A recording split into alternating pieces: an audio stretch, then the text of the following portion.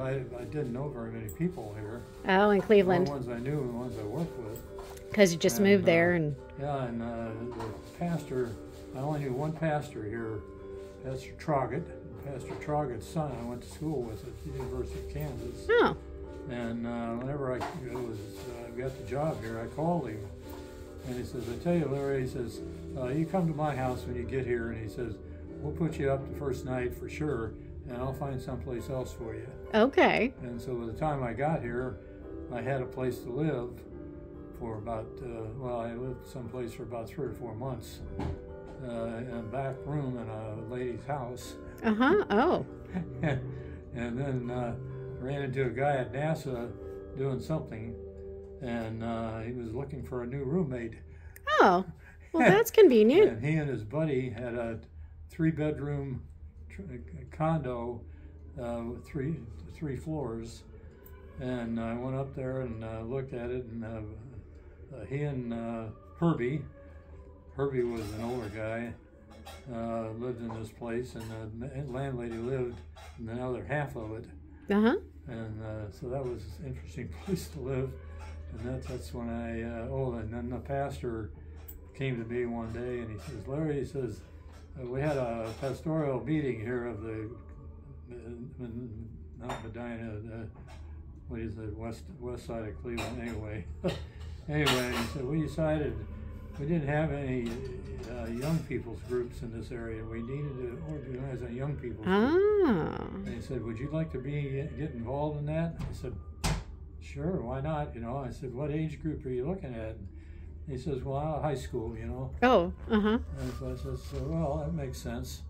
And so we organized the Cairo, they called it. Oh, okay. Finally. We had about 30 people got involved in it. And they were mixed male, female. Uh-huh. And we heard that Fairview Park was the closest area. Had a nice swimming pool at their high school, and every Tuesday night they had an open swim. Oh, that's nice. So we all went up there for an open swim one night, and I got to talking to a couple of guys in the swimming pool, and we talked a little bit, and then I looked up, and here comes this gal through the door, and I said, oh, here comes somebody else, and I said, you know her? And he says, yeah. And I said, well, you know, she said, you don't want, they badmouthed her terribly. And that was Frank, wasn't it? So, yeah, that was Frank and his friend. And so I really didn't talk to her too much that night, but I think I said hello or something like that. And then they called me and they wanted to have a combined Christmas party. And so we went up to a church. I think it was a church. No, it wasn't a church. It was a restaurant. And we had this Christmas party. And she walked in the door and we talked a little bit, you know. And she's not as bad as that guy said so. That's how I met her. And ended up, I can't remember what we had on our first date, but I remember one of our first dates was going dancing. Oh. I was not a dancer. Oh, no. And we danced a little bit and started dating, and I think we got engaged about a month or two after we started dating. Wow, that was fast. But we decided that we didn't want to get married right away. That was in the spring. And we decided, well, her first time, being a teacher, the first time she really had off after the summer was Christmas. Okay. And so we decided we were going to get married before Christmas. So the 19th of December. Yeah, 58 years ago. We got married. And that was definitely had to be the Lord's doings. Uh-huh, definitely. All these things that led up to that, you know, were not necessarily the normal things. Uh-huh. But it was very interesting, and I know my parents were a little surprised when I were they? told them I was getting married. they didn't expect it quite that soon, you know. Oh, okay. Did you date back in Kansas? What's that? Did you date back in Kansas or anything? No, not really. I had, when I went to college, when I went to college, I worked most of the summers at Macy's. And so I didn't really get too much running around in the summertime. And in college, the first year was a junior college in Kansas City, Kansas. And I worked at Macy's after the school every day too. Uh-huh. So I would get on a bus and go to Macy's until after it shut down.